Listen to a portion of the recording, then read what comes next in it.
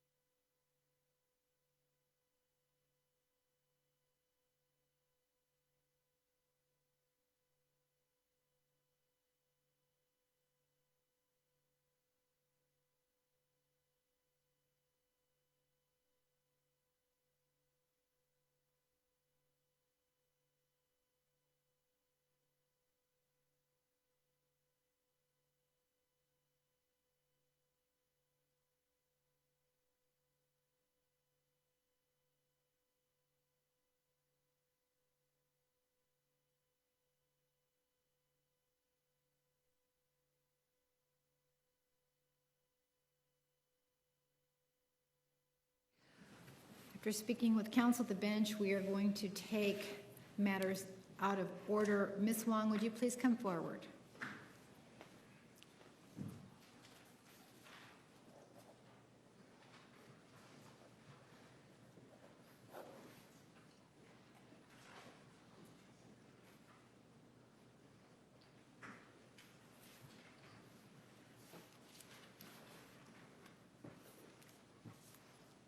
Right up here to be sworn.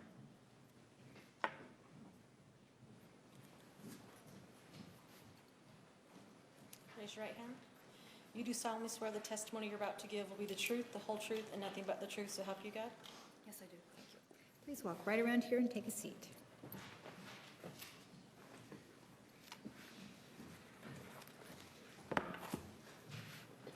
Mr. Nurmi, you may proceed. Thank you, Your Honor. Good morning, Ms. Wong. Morning. Could you state your name for the record, please? Grace Wong, And Ms. Wong, for whom are you employed? Turner Broadcasting. And in your, may we approach, Your Honor?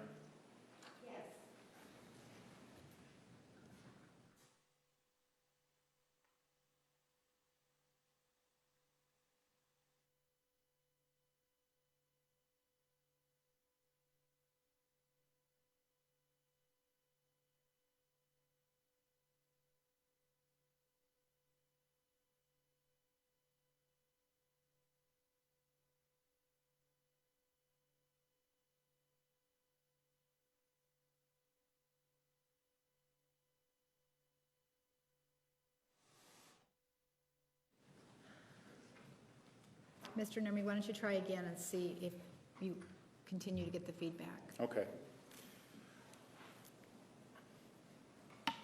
Ms. Wong, in case it wasn't clear, for whom are you employed? I'm employed by Turner Broadcasting. Okay.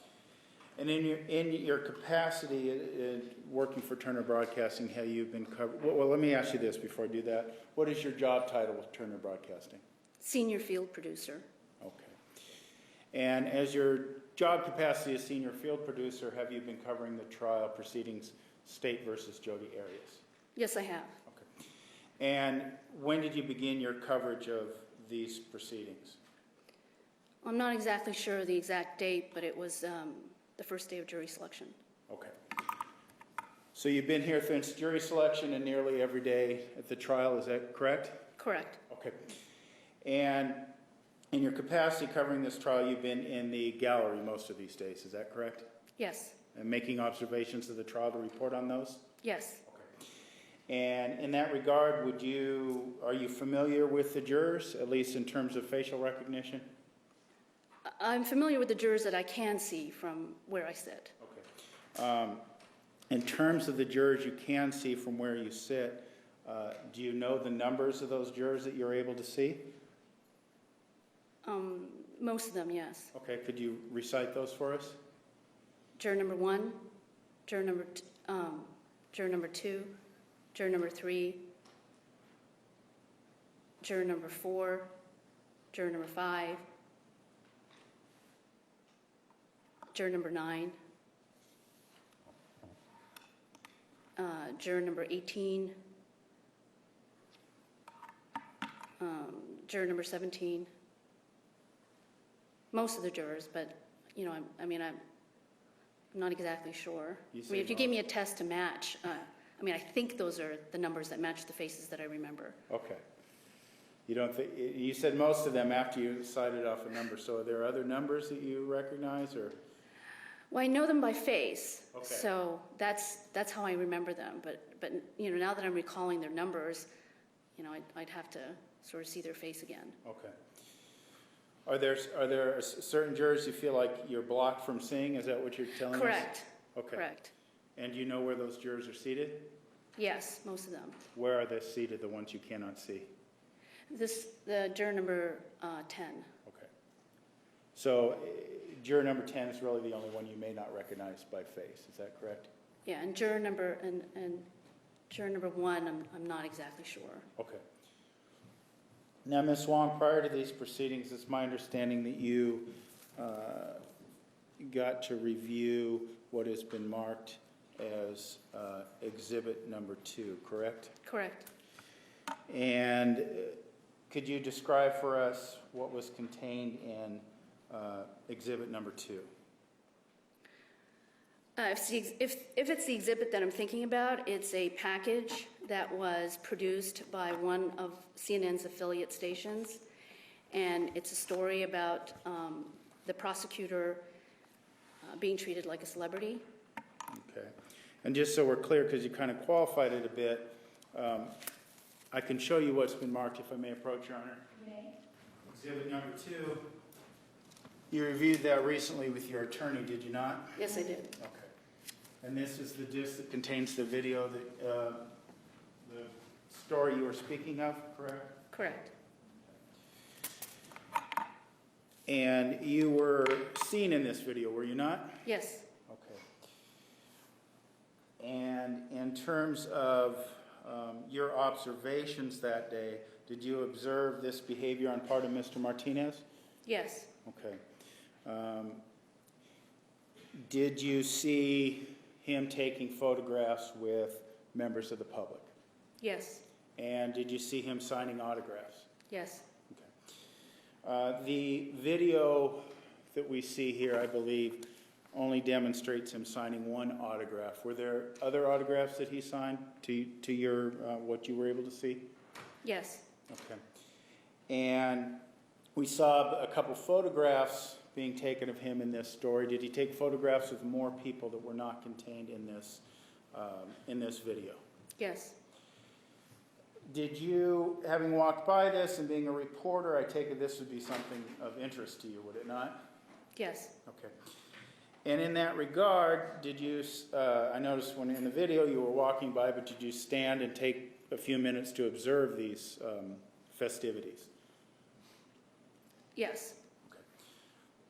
Do you have any knowledge of how long this show went on? A few minutes. Okay. And going back to the other question, it's about the jurors and the ones you recognized, did you recognize any jurors being in the area to have witnessed any of this? No. Okay. Thank you, Ms. Wong. Judge, I would move to have exhibit number 2 admitted. Any For the objection? purposes of this hearing. Exhibit 2 is admitted for purposes of this hearing only. Cross-examination. I don't have any questions, thank you. Thank you, Ms. Wong. You may step down. Court will hear argument on the motion after we have completed the Daubert hearing.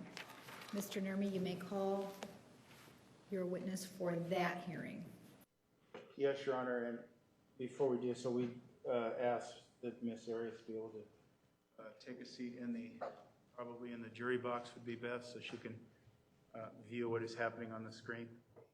Yes, you may walk up and take a seat in the jury box. And as it relates to the witness, we would call Brian Neumeister. Judge, if you could also have these two inmates that can sit in the jury box so they can also see. Yes.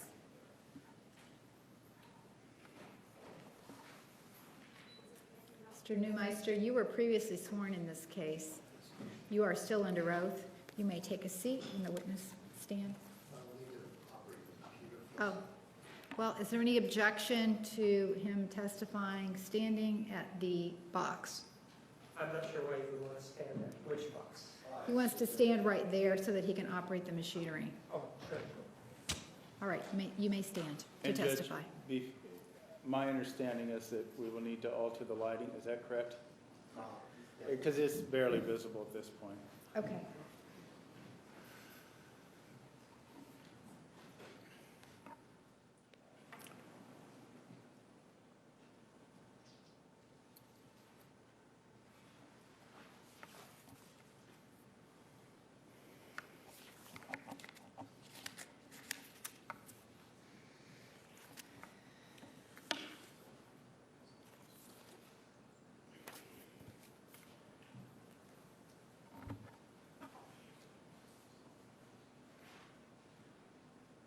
And actually, Judge, if we could have this as well.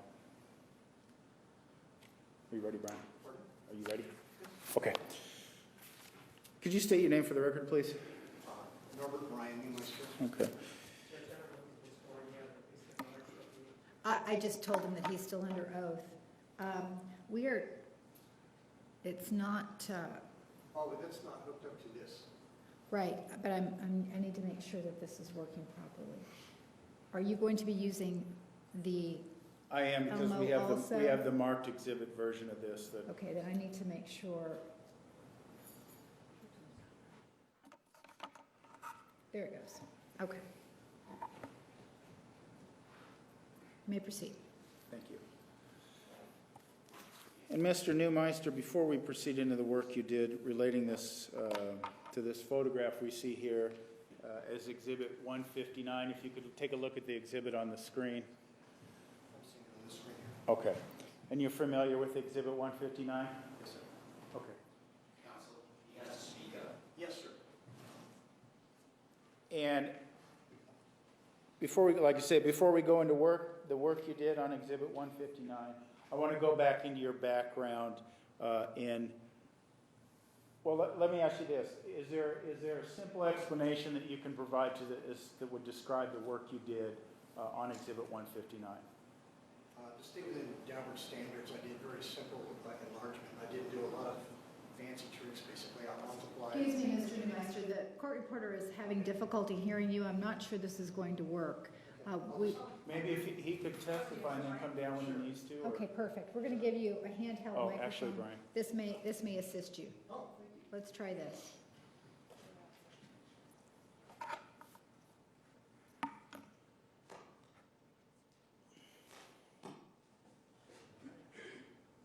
check. This video and enhancement, enlargement, let's talk about your background in the video enhancement enlargement. How long have you been working in that field? I've been working professionally with cameras since the 1980s. Okay. I'm sorry, we're going to need to try a different microphone. Try that one. It's No, not that on one's- yet. You that need to one's- flip the switch. One, two. Okay, let's try it again. Okay. I'm gonna ask the same question again. As to your experience in video enhancement and enlargement, how long have you been working in this field? I've been working professionally since 1980. And in terms of your background or training in doing video enhancement and enlargements, could you describe that for us? Well, my dad was a executive at the National Broadcasting Company for 33 years, so I sort of grew up in the engineering department at NBC Television in Burbank. I began using still cameras. Can we? Yeah, it's very difficult. You want to just come up there? I think we're going to need to have you sit in the witness stand.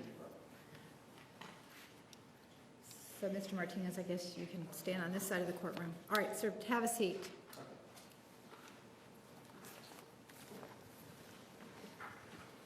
Mike, did you get that? Sir, Mr. Neumeister, I'm going to have you begin anew, at least with your education and training as it relates to video enhancement or enlargement. I'm not sure if you got this earlier, so I'll just reiterate. I grew up with my dad being an executive at the National Broadcasting Company in Burbank, California for the network. So I had access to, it's kind of my second home away from home, working in the studios and hanging out with the engineers and working with the high-end camera, just kind of as a trainee, and they kind of took me under their wing. After that, as far as starting to work with cameras, the cameras that I started out with in the 70s were high-end cameras like Hasselblad and Leica. They're very high-end cameras. Okay. Throughout the 80s, I worked with really excellent photographers like Niall Latham, Tom Grzinski, Bill Wallner, mostly all in Hasselblad and Mamiya format. At the same time, I was working a lot with professional video cameras for KPNX television here in Phoenix. And as it relates to enhancing or enlarging an image, when did you begin working on that aspect forensically? For magazines like Arizona Highways, for different things, they wanted images cropped. And originally it wasn't done with Photoshop. It was done with enlargers. But again, these are the film days. We're talking about digital cameras right now. So we began cropping probably in the early 80s, cropping negatives or actually prints. Okay. And when you mentioned the difference between digital and film, when did digital really come into prominence? Well, it's kind of still, working its way in. There are those who feel that shooting, for example, on film, shooting Panavision has its proponents. Shooting on what's called a red or a Cinealta has its proponents. So it's still coming in. It's probably 5 years ago you could say that it started actually making a dent, where it started really cutting into the film market. Okay. And in terms of enhancing digital photography, and what we're looking at here in 159 is a digital photograph, is that correct? That's correct. Okay. In terms of enhancing digital photographs, what training and experience do you have in that regard? I've worked as a beta tester for a number of software companies that develop stuff beyond Photoshop. In other words, Clear ID, forensic, basically components that are made for forensic purposes. As far as working with Photoshop, I've worked with it since it first came out to the latest edition. It's fairly straightforward. It's good for doing portraits, family work, but it's not. Please approach.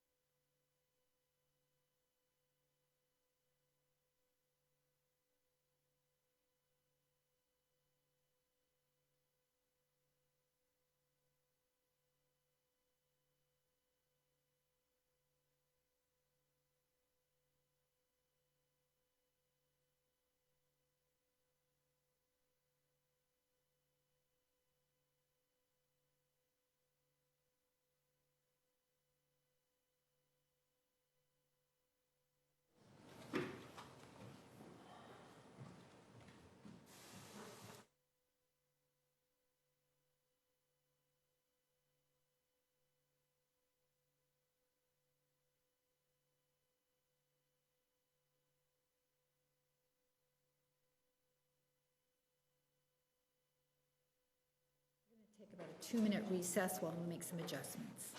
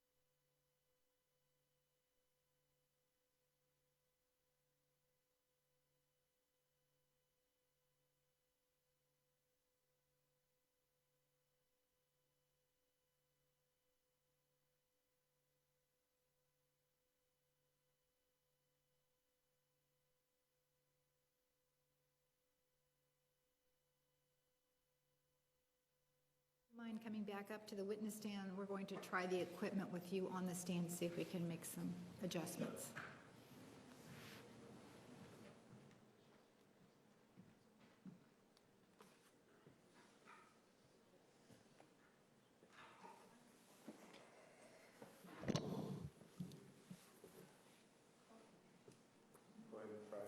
Check, 1, 2, 3, 1, 2, 3, checking.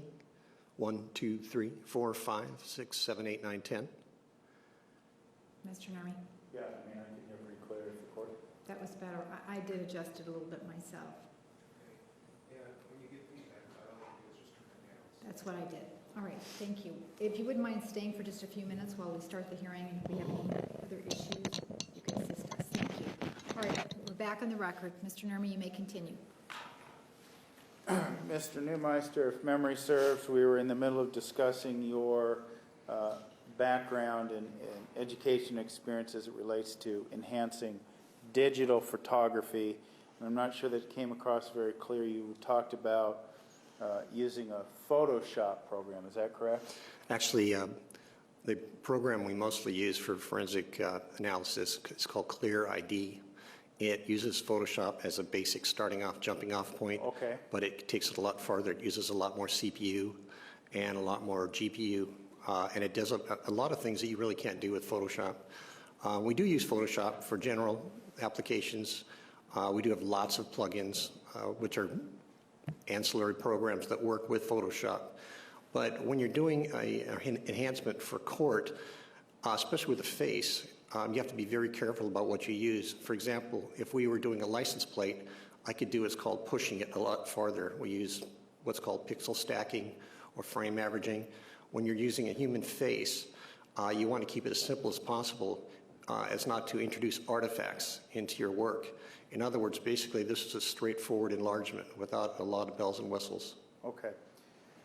In that regard, you mentioned using this enhanced software and you said CPU and GPU, if I heard you correctly, is Yes. that right?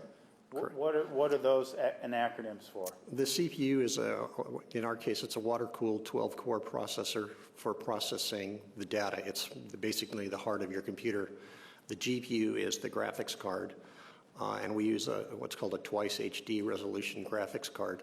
So the reason a lot of homicide detectives and whatnot come up to our lab is they can see stuff a lot clearer than with their systems due to the nature of our equipment. Okay.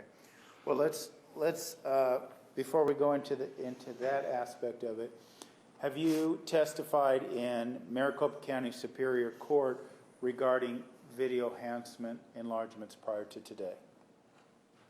Not specifically enlargements, but I have worked on photos where they were enlarged, but they didn't ask me specifically how did I enlarge them. Okay. But you've testified in Maricopa County about enlargements you've done, correct? Oh, yes. Okay. And would you say, how many times would you say? Do you have any idea? I actually don't testify that much most of the time because it doesn't matter if the defense or the prosecution gives me the evidence. About right now, I've got about a dozen cases that are with homicide or with the DA's office, prosecutor's office,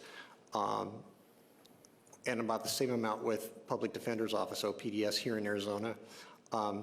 Most of the time, I am just asked to provide the evidence and I don't try to garner anything from the evidence. I present it to the attorneys for them to work with. In other words, I enhance it, clean it up, and present it. And I don't try to stipulate what's in the photos or make any interpretations of them. I just present them.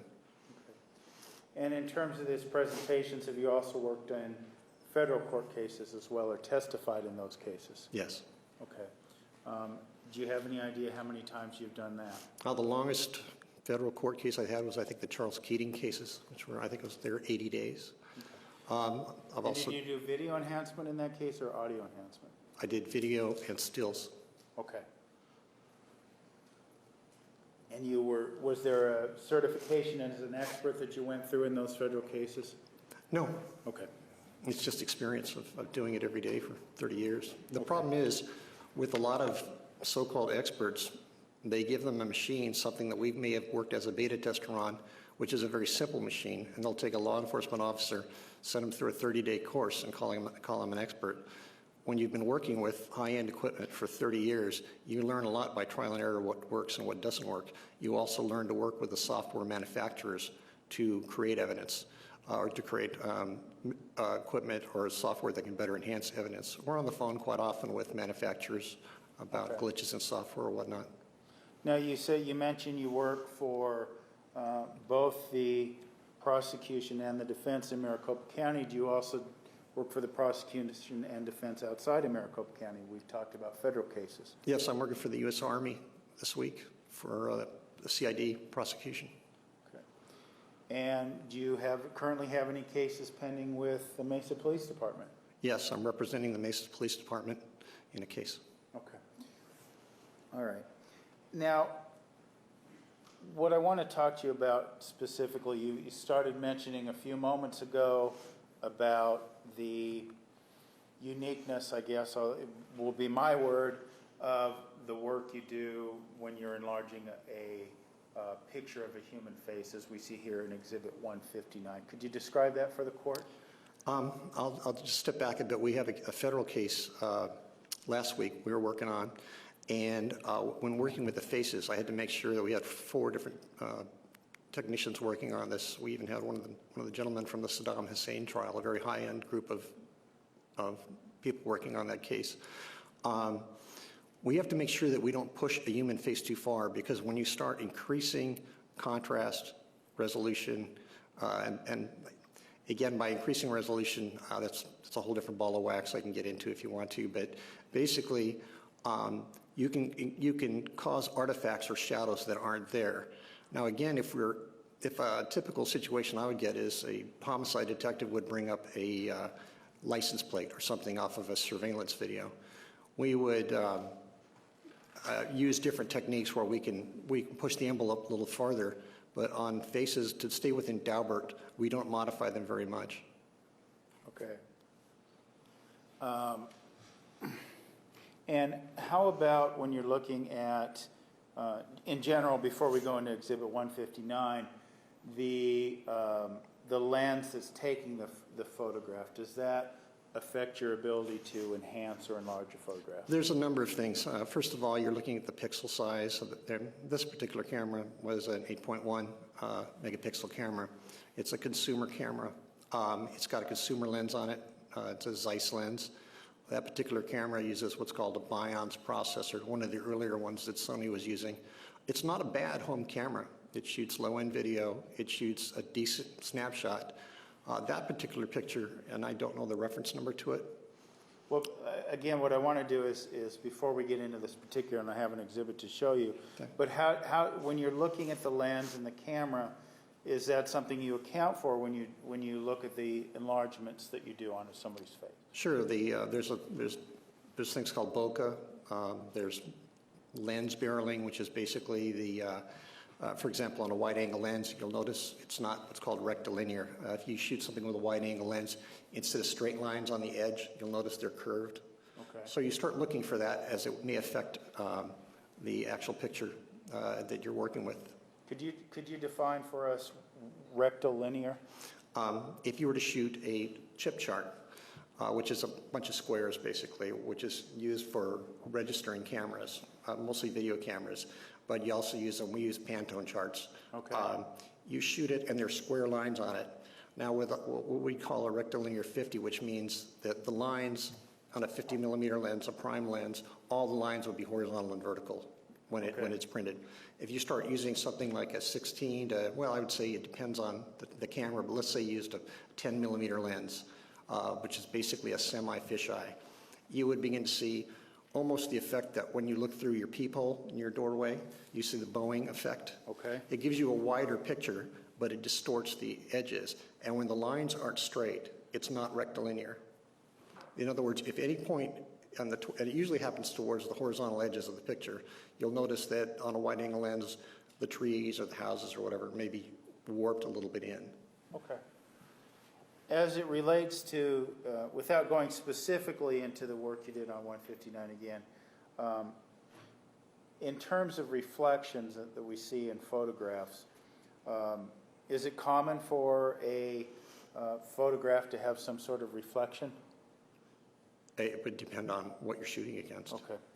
Well, let's talk specifically about the cornea as we have here, and we won't go into the specifics of it, but also when you're assessing the photograph or reflection in a cornea, how do you account for the curvature of the eye, if at all? Okay, there's two things you need to take account there, and I will have to refer to this specific picture if you don't mind. Sure, we're referring to, and for the record, Judge, on his screen also is 159. I see the screen is not, oh, there we go.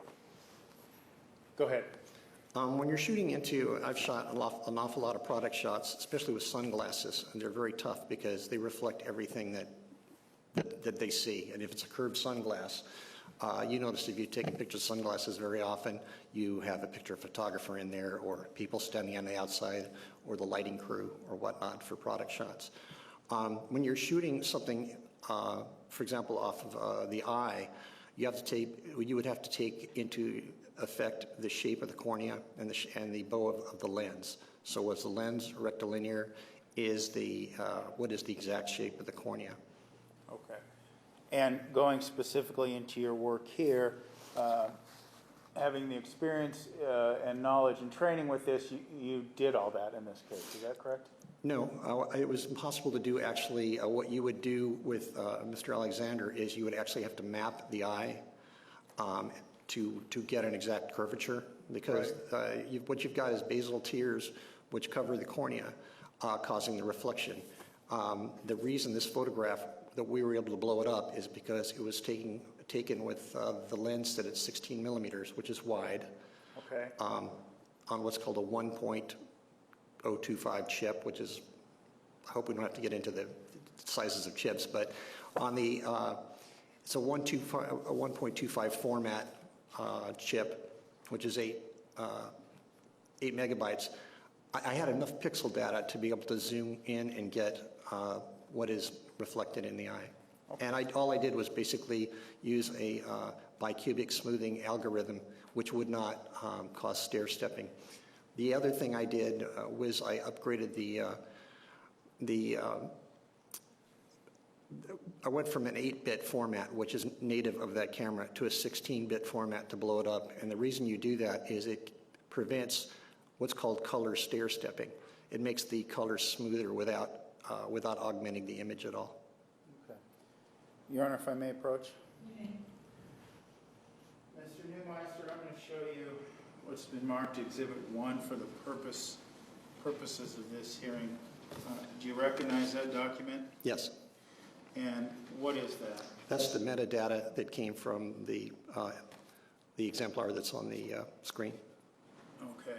And is that what you created, or what was? It actually is on every photo that comes out of a camera. You'll have the metadata on it. So what I did is I just took it and copied it and put it down for reference so that the court would have a record of basically the shutter speed, the date, the ISO. The ISO is the light, in other words, the light speed, the maximum aperture, the pixel size, and if there was a flash that fired, and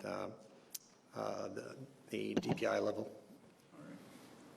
And it also has the date of the photograph on there, if the camera was set correctly, the clock on the camera.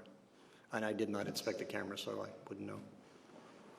I would move to admit Exhibit 1. No objection. Exhibit 1 is admitted for purposes of this hearing only.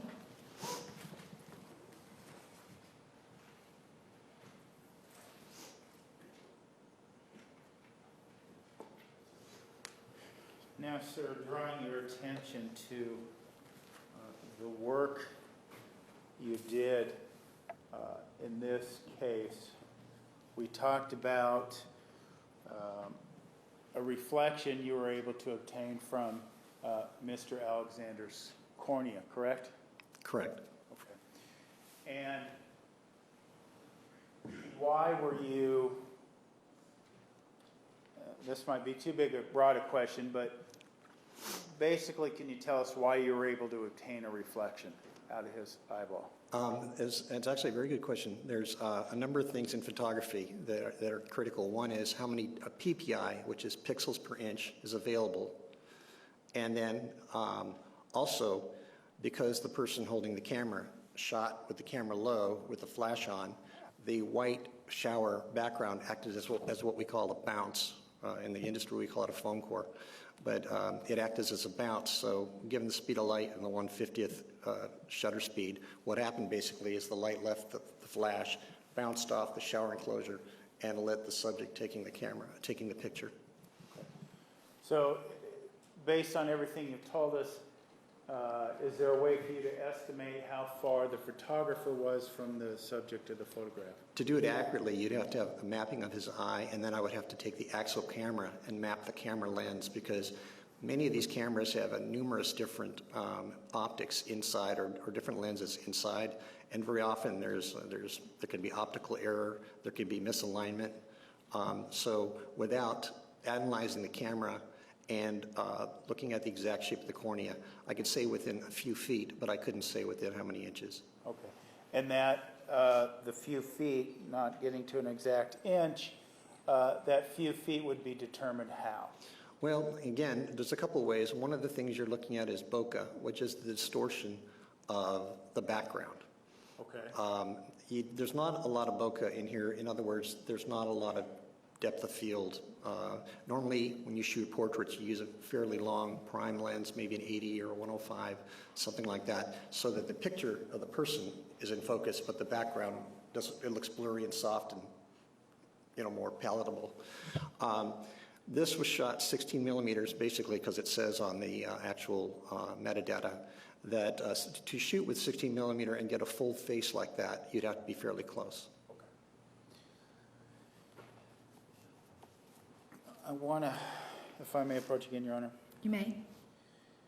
I want to show you what's been marked as Exhibit 2 for purposes of this hearing. Could you take a look at that, sir?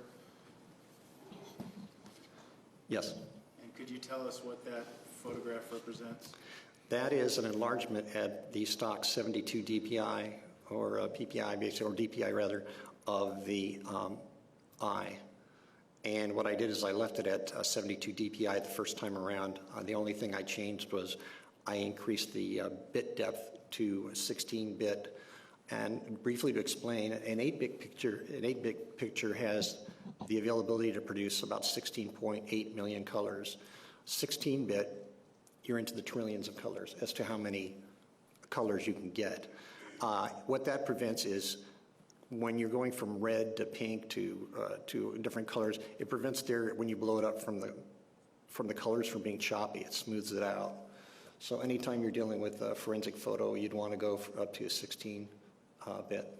So basically, it's at the stock DPI at 16-bit. All right. And this is the eye we see as reflected in Exhibit 159. This is a focus on that. On Mr. left eye? Alexander's left eye. Okay. I'd move to admit Exhibit number 2 for purposes of this hearing.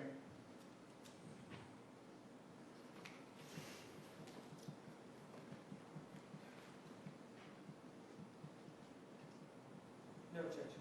Exhibit 2 is admitted for purposes of this hearing only. And Mr. Neumeister, perhaps if you could be so kind as to, you have Exhibit number 2 on your slides. I step down.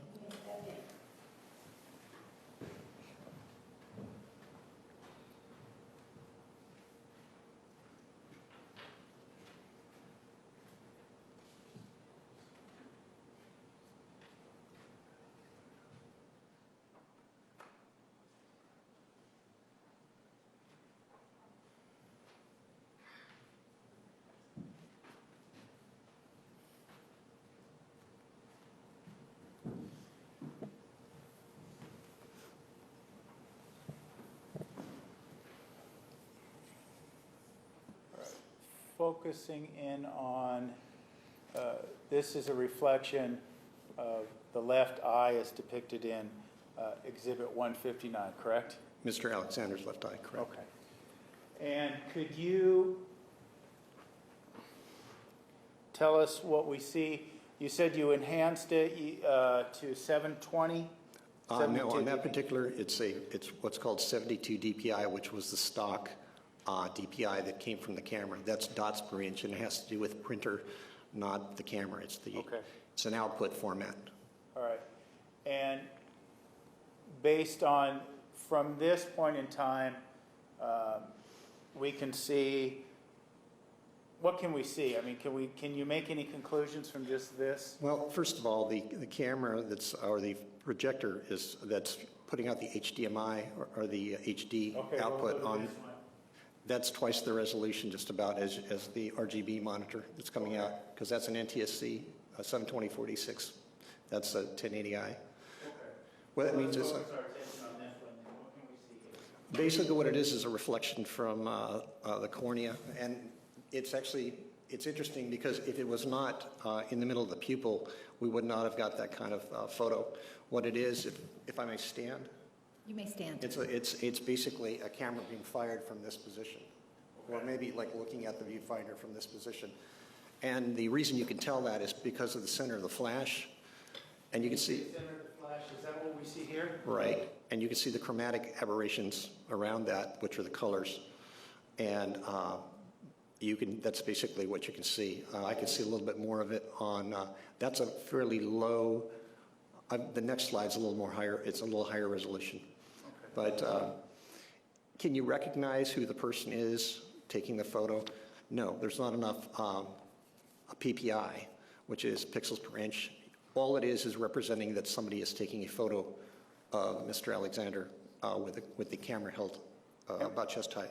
And we can tell the height relative to the cornea, correct? The height, the level of the camera relative to the cornea, to some degree? I'm not sure what you mean. Well, you mentioned you stood up and you demonstrated to us how you could see that the photograph was being taken. It would actually be more like this. Okay. Okay. So I don't know the height of Mr. Alexander, and I don't know the height of Miss Arias, so it'd be purely speculative. Let me show you what's been marked as Exhibit 3, if I may approach. You may.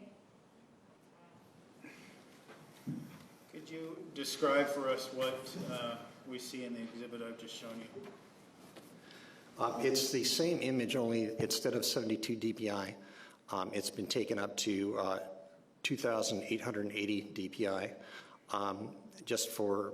it's actually to make it easier to work with. And let me backtrack one of the reasons we do that. In Clear ID, on a digital camera, I don't know if any of you had a computer screen or a digital camera where you notice there's maybe one white dot or something on your computer screen that's always there. Okay. It's called a dead pixel. First thing I have to do is go through the luminance tracks and the RGB channels of the CCD chip to see if there's any bad pixels before I blow it up.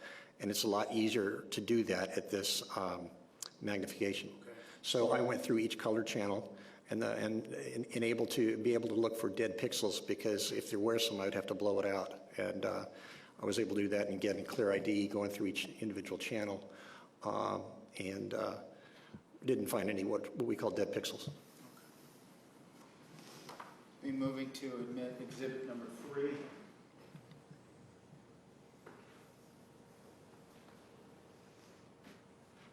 No objection. Exhibit 3 is admitted for purposes of this hearing only. And Your Honor, if Mr. Neumeister could.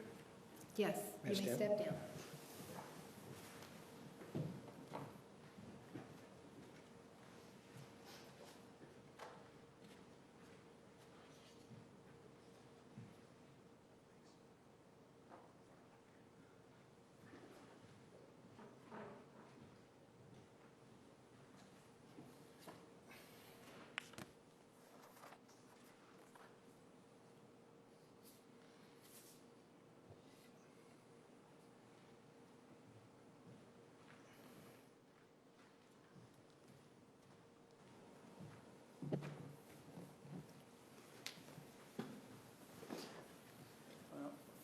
Doesn't look like it comes up very well at all on the big screen, so let me go over here. Yes, it's because of the resolution of the monitor. We definitely need to play it back on the 1080. Okay. And actually, in my lab, it's twice the resolution of that. Okay, so what we're seeing here is half, if you will, as good as what we could see, or what the jury could see if they were in your lab. Is that correct? That's correct. Okay. And now what we see here is the same flash area, correct? It's the same picture. The only difference is It was up res to 2880 DPI, and that was for me to do a little bit of just testing to make sure there weren't bad pixels and whatnot. It does give me a little more latitude as far as working pixel by pixel, looking at it to make sure there's, like I say, what becomes critical. Let's say, for example, somebody has a mole on their face, but there's a dead pixel in a camera, and it looks like there's a dot on a person's face. It could be caused by the camera rather than actually being on a person's face. And I've had that in cases, actually, where there was a bad pixel. Okay. So I wanted to make sure that all the pixels were good, so I worked at 2880, which is not unusual in these cases. Okay. And what you were able to discern, I believe, from what you told us before from looking at this, is that there were no dead pixels. I only looked at that. I did not look at the entire picture. I just looked at the part that was asked to enlarge. Okay. And so your focus here is in this area of the cornea, correct? Actually, in the pupil area. Pupil area, I'm sorry. And based on this, do you begin to see more in this picture than merely the flash? Yes, but again, I was able to actually trace what I was able to see in the studio to make it. I knew we'd run into the situation in court where we don't have the equipment to really show everything there is to show. Again, that's why homicide comes out a lot to our lab, to look and see what's really there. So I did an outline, a rough outline of what I can see in the lab. Okay, let me show you then regarding that outline. If I may approach, Your Honor. What has been marked as Exhibit 4 for purposes of this hearing. If you could take a look at that, is that the same photograph, but instead with the outlines of what you referred to? Yes. And I would move to admit Exhibit 4 for purposes of this hearing. No objection. 4 is admitted for purposes of this hearing. Mr. Newmeister, if you would. You're on. Yes, sir. You may step down.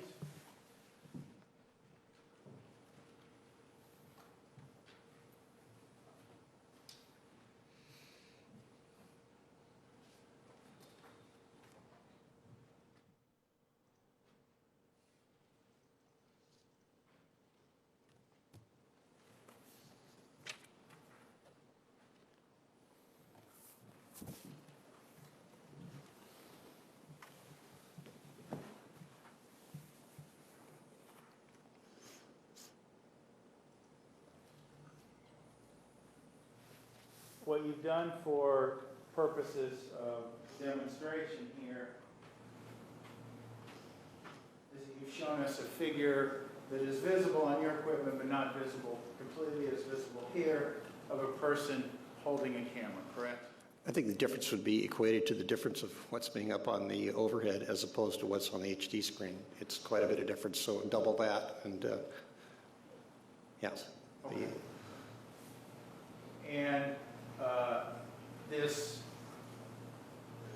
outlining you've done, that's not an alteration to the photograph, is that correct? No, the only thing that was changed on it, the light level, the overall, what you call brightness, was cranked up by about 19%. In other words, it made it easier for me to see. When you get into low pixel resolution or low PPI, the first thing that begins to drop out are what are called the black values, the darker values on, if you put it on a vector scope or on a waveform scope, the lower values drop out first. So in order to be able to actually trace it more clearly, I enhanced the brightness, which again is nothing fancy, just so I could trace it more easily. As it relates to what we see here, we see the figure with the arm up. We see an area up here with light. Can we speculate as to what that is? Can you point that out? The area above here where it looks like the head or shoulder? Oh, it looks like, if I'm seeing what you're pointing at, it looks like, again, there's a thing called blown out, which means when there's too much light on the subject, the white values tend to bloom. Okay. So it looks like a blown out, it looks like the face, blown out face, and to screen right of that would be the hair. Now, As it relates to this enhancement or enlargement, this exhibit dictates that it is at 2880 DPI. Is there further enhancements you can make to the photograph without altering it? Could I make it cleaner? Yes, but it wouldn't be Daubert standards because there's a very good chance that I'd be creating an image rather than enhancing. And with license plates or very often, again, with homicide, they'll want to see everything they can, and I'll show everything I can. But as far as what I can present in court, I can only take it so far and stay within not creating an image. And this is as far as you felt like you could take it without making any alterations and or creating an image. Is that correct? I stayed on the conservative side. I actually did a few others. I went up to 7,500 DPI, and I didn't really see any benefits for it. I did HDR, which is high dynamic contrast pixel stacking, just for my own edification. I knew that it wouldn't be admissible, but I just wanted to see what I could see. And yes, I could see a little more, but I don't think it would be good evidence. Okay. Thank you, sir. Cross-examination. Sir, you indicated that you testified before. How many other times have you testified? Let's start with Maricopa County Superior Court. I would say about a dozen or so. And what areas have you addressed in your testimony in those dozen or so times that you testified here in Maricopa County Superior Court? Mostly video and Well, no, let's be specific. The last time that you testified here actually wasn't video, was it? you're talking about in this court. I'm talking Yeah, it was about audio. Let's do it this way. I'll ask the questions and you can give me the answers. In terms of testifying in court, when was the last time that you believe you testified in court? It would be on this case.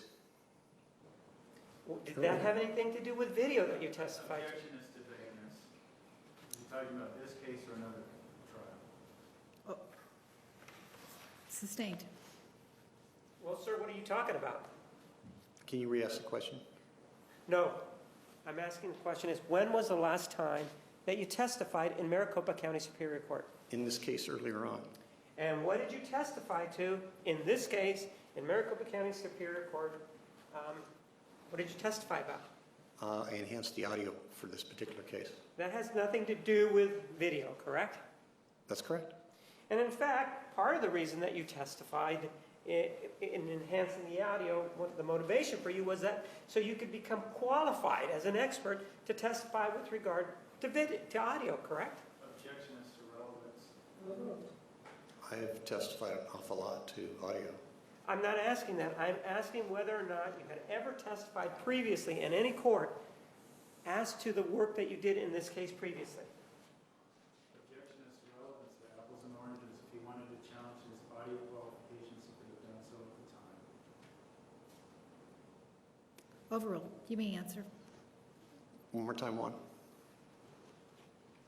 Sir, with regard to what you testified previously, isn't it true that the motivation for you testifying involving the audio was so that you could be qualified as an expert in that area? I've testified numerous times. So the answer is no? The answer is no. So what other case have you ever testified to audio enhancement such as the one that you attempted to testify about in this case? Again, objection, if the court recalls, Mr. Martinez stipulated to the fact that that was Mr. Alexander and Ms. Arias' voice on the recording. Now he seems to be attempting to relitigate it in a separate proceeding. Counsel, please.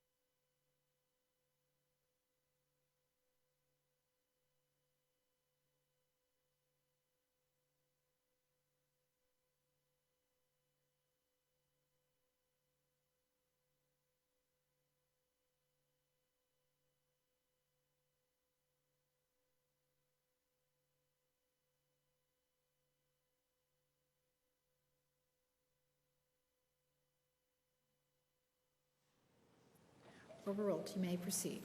So, sir, with regard to this audio enhancing, what other cases have you testified to?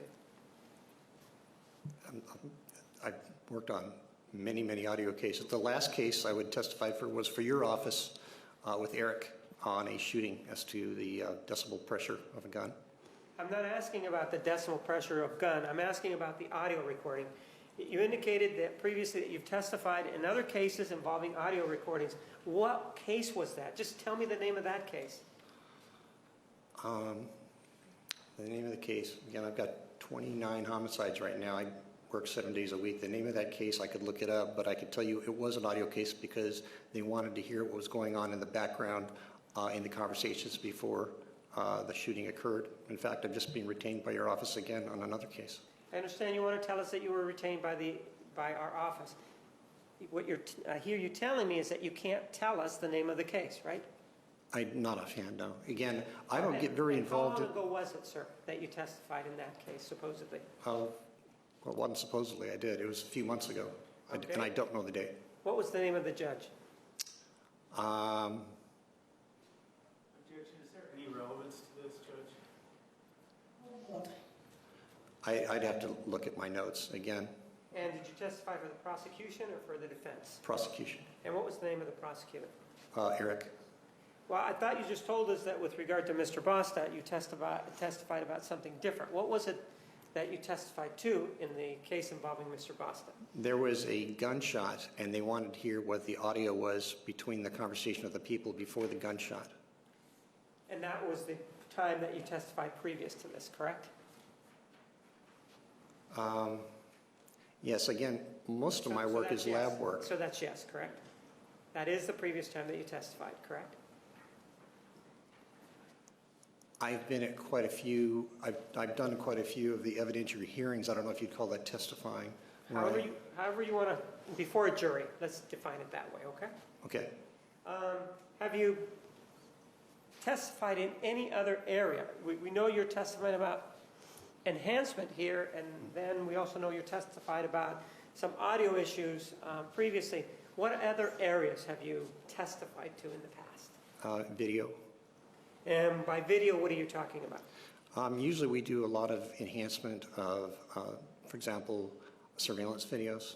We get a lot of calls for that. For example, the Phoenix Homicide just called me a while, well, I get quite a few for Phoenix Homicide, where they need a small piece of video blown up into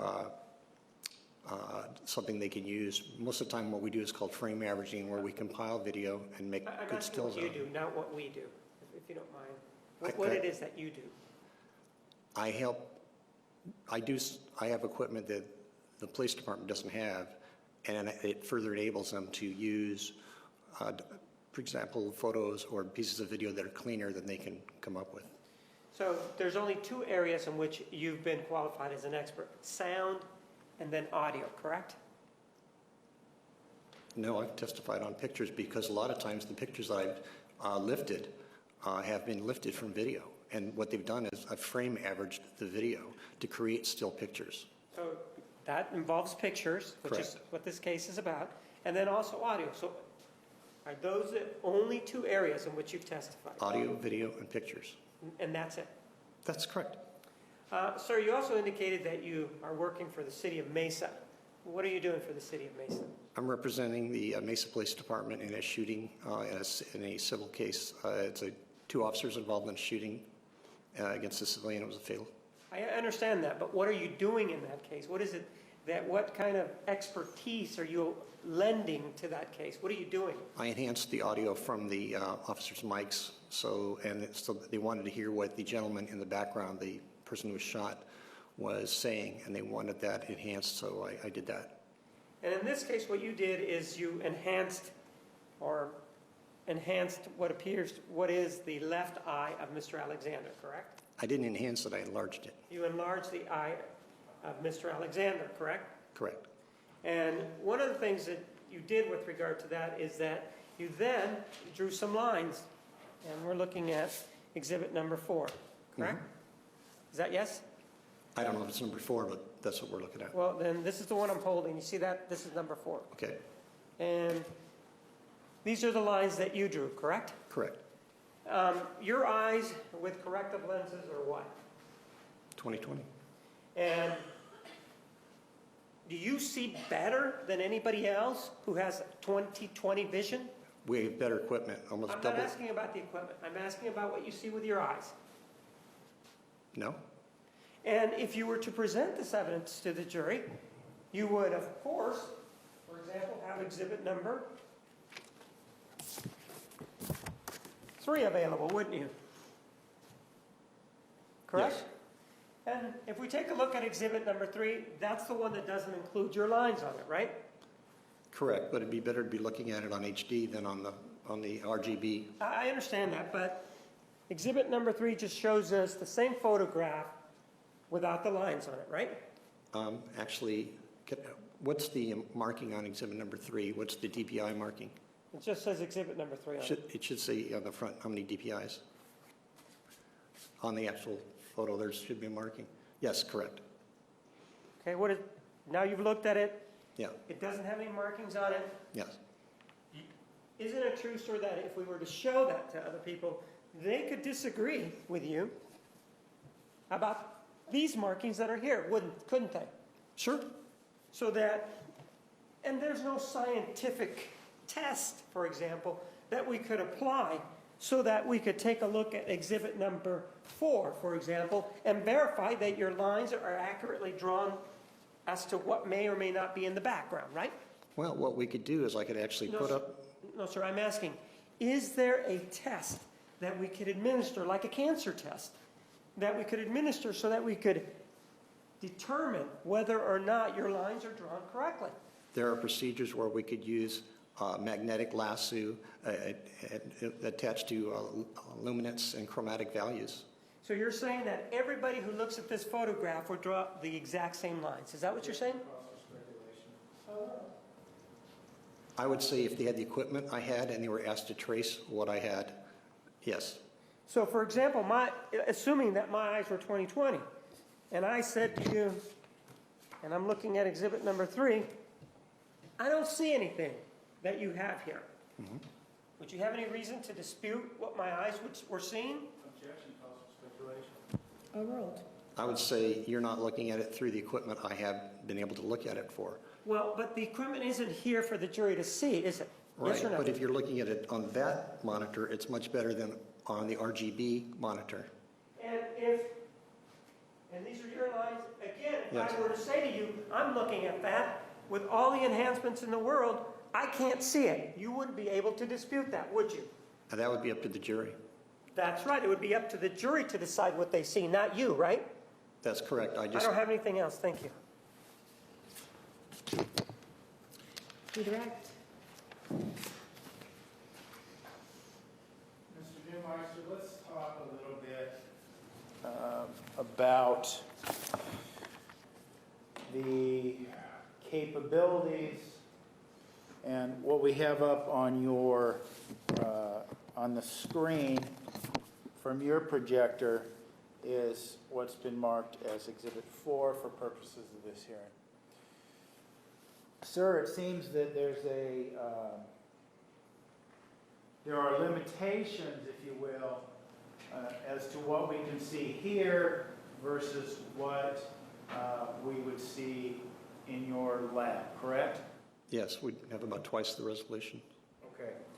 And earlier when we were speaking, you discussed how using what we see up on the screen here, this standard definition type display, what we see on the wall screen and the court equipment, what you would see in your lab is what we see on your screen is twice as good as this, and what we would see in your lab would be twice as good as what we see from your projector, right?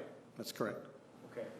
And when we say twice as good, of course, are you talking about estimating pixels, or how do you come to that determination, twice as good? It's twice 1080. 1080 would be HD. It's twice 1080 resolution. Okay, well, I see 2880 DPI on this.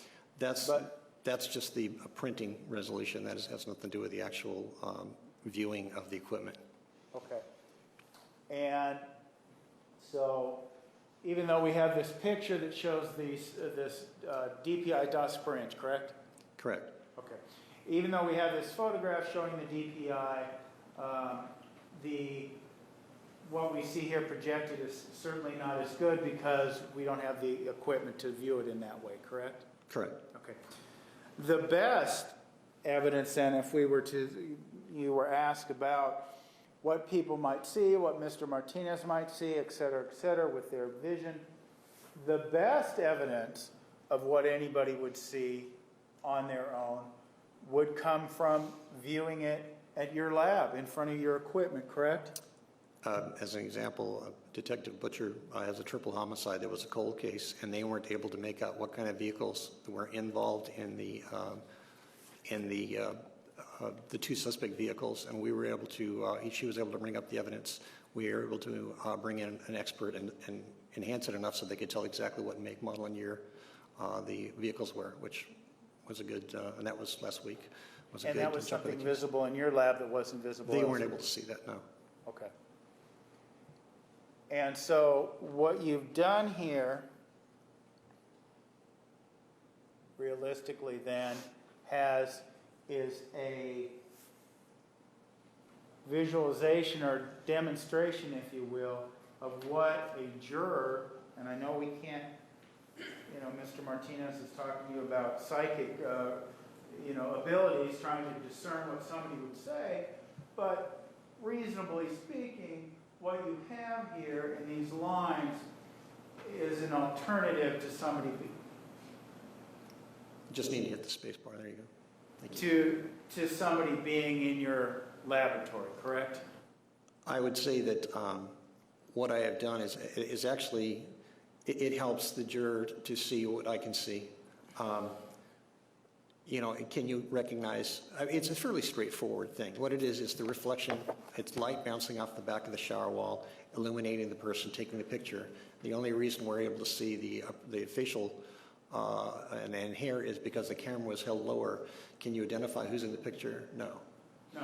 You could just identify that there's a person holding a camera like this about a few feet from Mr. Alexander, right? That's correct, and that would be just a simple logical conclusion. Thank you, Mr. Neumeister. You may step down. Thank you.